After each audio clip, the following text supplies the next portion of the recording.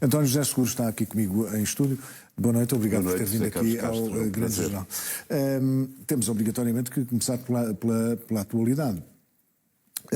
Esta questão da realização de eleições é relevante de várias formas. Qual é a sua opinião em termos de existir ou não possibilidade de adiar as eleições? Bem, a minha posição é muito simples. Os portugueses têm o direito de escolher quem é o seu Presidente da República. E nós não devemos limitar nenhum desses direitos. Aliás, cerca de 300 mil portugueses já exerceram o voto no domingo passado. A maior parte vai exercer, com certeza, no próximo domingo. E aqueles que não puderem, os Presidentes de Câmara têm a oportunidade de adiar as eleições para o dia 15. E só nesses casos é que esses portugueses também terão o direito, mas de o exercer uma semana mais tarde. Isso é o que diz a lei, mas a questão é a legitimidade de um Presidente que, imagine, que era eleito com 80% de abstenção. Ficava incomodado com isso, de algum modo? Ainda há pouco ouvimos o atual Presidente da República dizer que há 5 anos, em 2021, em pleno estado de emergência, que houve uma participação eleitoral superior há de 5 anos anteriores. Não são os dados que eu tenho. Seja, os dados que eu tenho é que foi 60% de abstenção. Ou seja, 60% de abstenção já em si é muito, não é? Sim, mas veja... Claro que a pandemia condicionou. Por outro lado, independente da questão de se poder dirigir, se as instituições ou as mesas de voto estão abertas, existem e estão a funcionar em pleno, as pessoas têm cabeça para poder votar em consciência? Bem, a angústia é de facto enorme. Eu estive no terreno e conheci situações muito difíceis. Eu julgo que os portugueses sabem separar bem as coisas. E eu acredito muito no bom senso dos portugueses, que sabem que o país tem que continuar. Há uma eleição que foi marcada, todos nós desejaríamos que não acontecesse esta catástrofe, foi uma coisa horrível, com consequências que ainda hoje persistem, mas que os portugueses sabem fazer a diferença e que vão escolher um Presidente da República que ajuda à solução destes problemas. Porque o Estado tem que reagir de uma forma completamente diferente do que reage em situações atmosféricas com esta gravidade, que infelizmente, por causa das alterações climáticas, vão ser mais frequentes. Podemos passar para essa questão. Esteve no terreno também, menos visível, mais discreto, se quiser dizer. Estive logo no dia a seguir, exatamente, na quarta-feira, em Leiria. Sim, mas mais discreto em termos de campanha e tal, sozinho muitas vezes. É verdade. O que é que viu no terreno? Agora falou que o Governo tem que reagir de outra forma. O Estado, no seu conjunto. Sim, embora o agente que está no terreno agora é o Governo. Não seria melhor apostar na resiliência do país face às alterações climáticas? Bem, nós temos também de fazer isso. Neste momento há uma urgência, que é acudir às pessoas, às famílias e às empresas que precisam que os apoios cheguem rapidamente. E faça-me justiça que quando os apoios foram anunciados no domingo, eu disse que o mais importante era que eles chegassem rapidamente às pessoas. Porquê? Porque antevia que se fosse pela situação normal, nunca mais chegariam. E hoje o Primeiro-Ministro veio dizer que tomou medidas extraordinárias para garantir que os apoios cheguem realmente a quem precisa. Porque há muitas pessoas que ainda vivem em situações dramáticas, sem luz, sem água, precisam de recuperar as suas casas, as suas empresas, e é fundamental que esses apoios cheguem mais rapidamente para que essas pessoas possam recuperar a normalidade das suas vidas. É uma frase que eu próprio diria, como jornalista, gostaria que isso acontecesse. O que é que faria como Presidente da República para garantir que um dos problemas principais que Portugal tem, que a burocracia não trava as ajudas? Bem, em primeiro lugar é preciso que estas ajudas, que agora vão ser extraordinárias, para lá chegarem mais cedo, possam, no futuro, transformar-se em ordinárias, isto é, num normal. Mas também é muito importante que o Estado, depois de passado este tempo de aflição e que responda concretamente às pessoas e às empresas, possa fazer uma avaliação e tirar as consequências daí. Dou-lhe um exemplo. Uma das decisões que tem que ser tomadas é que a recolha de informação em cenários desta devastação tem que ser mais rápida. Uma simples mudança em termos de estratégia de recolha dessa informação. Um drone que capte com fotografias, coloca numa plataforma digital e a partir daí com inteligência artificial podem fazer perguntas que se respondem num minuto: quantas casas e onde é que estão sem telhados? Quais são as vias que estão interditas?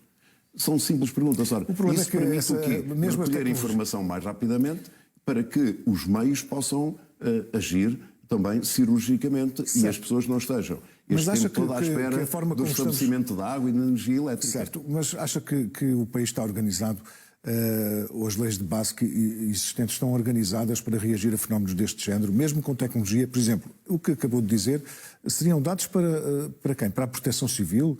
Para quem é que exerce... Qual é a hierarquia de decisão nesse caso? Ou seja, o que parece este caso provar, e o apagão de algum modo também o mostrou, é que todo o sistema, toda a organização não foi pensada para casos deste género, que são extremos. Eu considero que não foi pensada e que o Estado não está preparado para situações deste género. E tem que estar preparado. Tem que haver, por exemplo, redundância. Nós temos redundância no fornecimento elétrico de linhas de alta tensão, mas não temos em relação à média e à baixa tensão, que são as linhas que levam a energia elétrica à casa das pessoas. De vias alternativas ou de redundância de eletricidade custa, salvo erro, 15 vezes mais do que como está agora. É verdade, mas ter um plano onde é que se devem colocar os geradores para repor o fornecimento de energia elétrica não custa tanto. E nós não podemos enfrentar situações futuras sem garantir, por exemplo, que há geradores em unidades de saúde, em lares de idosos, em locais onde é necessário que o frio exista, designadamente para manter vacinas. Ora, nós temos que perceber que estes fenómenos acontecem, infelizmente vão acontecer com maior frequência e nós temos que agir preventivamente. Mas dou-lhe outro exemplo. Nós vamos ter daqui a 3, 4 meses uma situação de maior calor propícia para os incêndios, como já tivemos o ano passado. E no outro ano. Ora, nós não podemos aceitar que isso seja o novo normal. Um exemplo, José Carlos. Nós temos milhares de milhares de árvores que foram dizimadas com este vendaval. Essa madeira está onde? Nas florestas, no chão. Ora, nós devíamos ter uma task force, uma equipa que rapidamente ajudasse esses proprietários a retirar de lá essa madeira. Porquê? Primeiro, que ainda tem um valor económico e as pessoas não perdiam tudo. E em segundo lugar, porque limpavam as florestas de material combustível e, sobretudo, também, muita dessa madeira está em aceiros, que neste momento estão intransitáveis para poderem circular carros de bombeiros ou máquinas de arrasto. Ora, nós temos que ter um Estado que seja capaz de acudir a esta emergência, às pessoas e às empresas, e simultaneamente de prevenir situações de futuro e de planear a organização dos seus meios. É isso que eu, se merecer a confiança dos portugueses, farei como Presidente da República. Acha que E lembra-se de eu ter proposto a semana passada, longe de imaginar esta tragédia, que a primeira reunião do Conselho de Estado seria dedicada às questões de defesa e de segurança. A segurança de que eu falo é a segurança do combate à criminalidade, que esta deve ser uma preocupação também do Estado, porque as pessoas vivam em segurança, mas também é a segurança de bens e de pessoas perante catástrofes desta natureza. A minha pergunta é um pouco nesse sentido. Na sua agenda política, começou por apostar na saúde, ou seja, o seu foco principal, quando começou a campanha, ainda no ano passado, era a saúde. Este evento, de algum modo, muda a sua agenda política, ou seja, entra na sua agenda como uma coisa tão importante como é a questão do Serviço Nacional de Saúde e a saúde em geral? Em certo sentido, sim, porque estamos a falar da proteção da vida das pessoas e dos bens das pessoas. Portanto, a proteção da vida tem essa dimensão da saúde e também da segurança. Aquilo que para mim é claro é que o primeiro ano tem uma prioridade absoluta, que é a da criação de condições para que exista um compromisso entre todos os partidos para que se entendam e que se garanta que os portugueses tenham acesso à saúde a tempo e horas. Mas, simultaneamente, quero encarar e quero mobilizar as forças do país para que nós tenhamos um Estado que seja capaz, em matérias de segurança, de responder com maior brevidade e, sobretudo, com maior eficiência a estas consequências de tempestades e de intempéries como aquela que nos assola. O que é que o Sr. faria, está aqui como, é preciso lembrar que está aqui como candidato à Presidência da República. O que é que o senhor faria para, como se percebeu nas primeiras horas depois da passagem do Christine, parecia haver, Marcelo Rebelo de Sousa chama de uma falha de comunicação, ou não foi exatamente aquilo que se pretendia. O que é que o senhor faria se percebesse que o Governo não estava no carril certo, digamos assim? O estado de emergência seria uma coisa perfeitamente possível ou, por outro lado, perfeitamente impossível? Vamos ver. Os níveis de alerta que estão, enfim, identificados na legislação portuguesa, eles devem ser, digamos, declarados em função da realidade e da devastação que existe. Mais importante para mim é que os meios cheguem onde são necessários.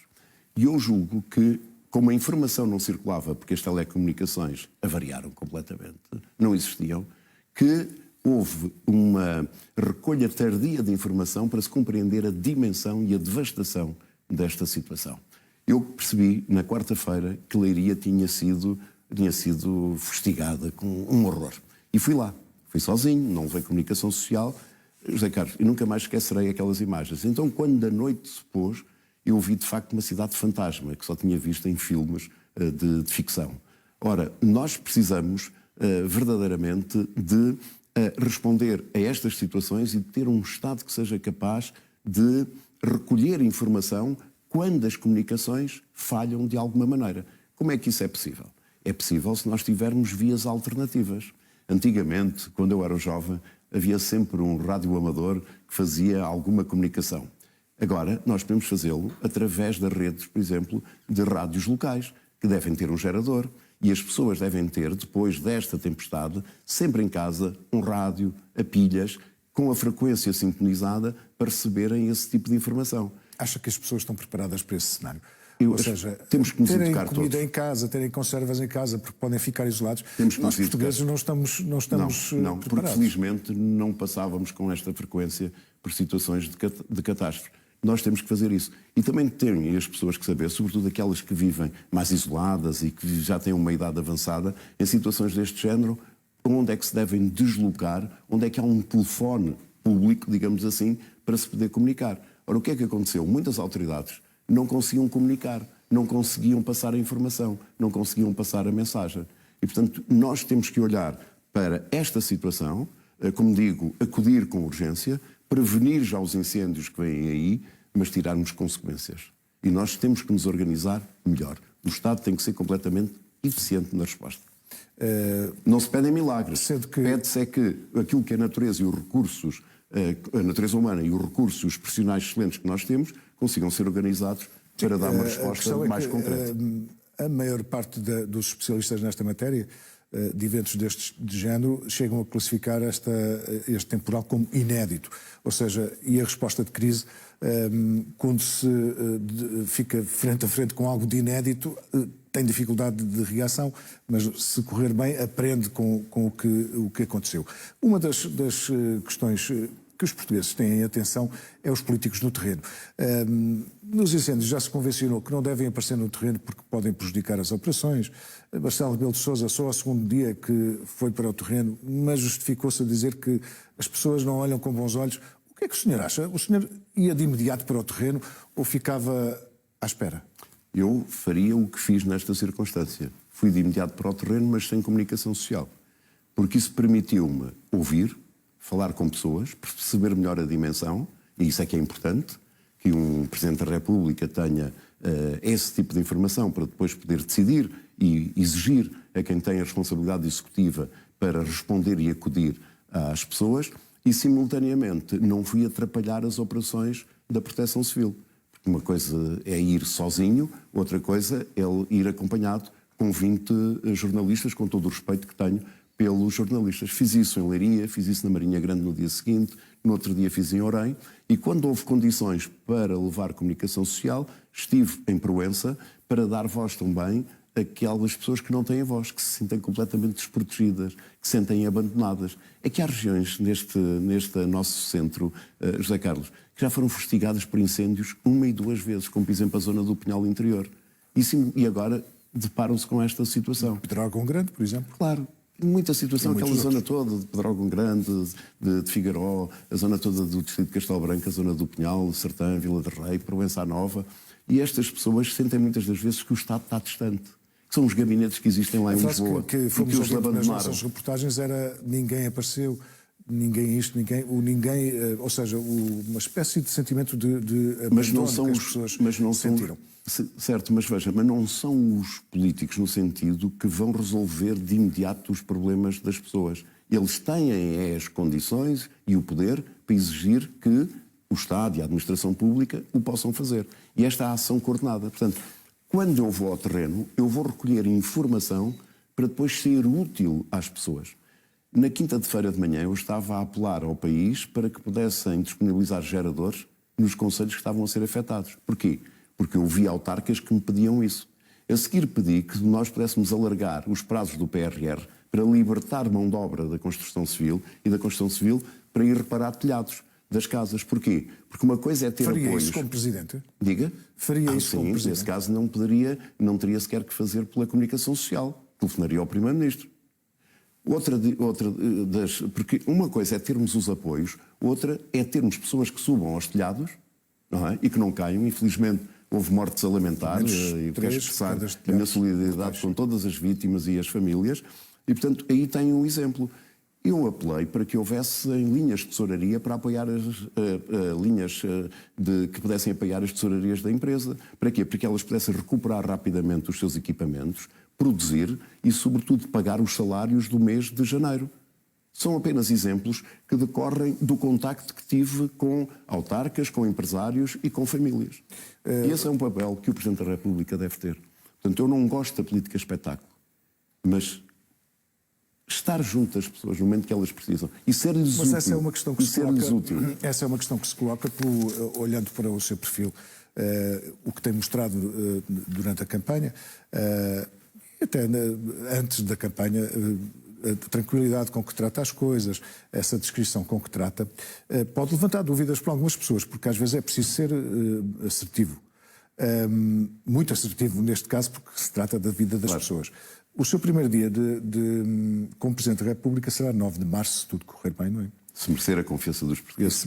É importante que os portugueses vão votar na votação, mas se correr bem em termos deste processo eleitoral, eu não sei se faltarem 1 milhão de votos porque não votaram, porque os municípios pediram, se a publicação de resultados é feita já ou tem que se esperar, ou seja, esta data não é certa. Mas há de haver um dia 1. O que é que fará? Vai focar-se nesta matéria, ver se o Governo, aquilo que prometeu, está a ser cumprido no terreno? Vou fazer isso. Aliás, há 2 dias estive em Proença Nova, e disse: eu garanto-vos que, se merecer a confiança dos portugueses, se for eleito o Presidente da República de Portugal, que imediatamente voltarei para ver com os meus próprios olhos se os apoios chegaram às regiões afetadas. É que muitas das vezes anunciam-se apoios e eles não chegam.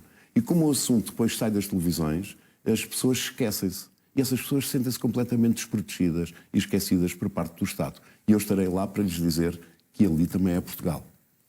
E farei essa avaliação para garantir e ser justo. Se os apoios chegaram, naturalmente tem que haver o mérito e o reconhecimento da ação do Governo. Se não chegaram, tem que haver essa crítica e a exigência que rapidamente cheguem. Mas eu espero que não seja necessário esperar mais um mês para que os apoios cheguem. Eu suponho que os apoios já estão a chegar a alguns, mas quer dizer, não se consegue prever para já, e realmente às vezes cai no esquecimento. Aconteceu com Pedrógão e com... Tudo, com os incêndios na Serra da Estrela, prometem-se milhões e milhões. A burocracia, enfim, acaba por travar muita coisa.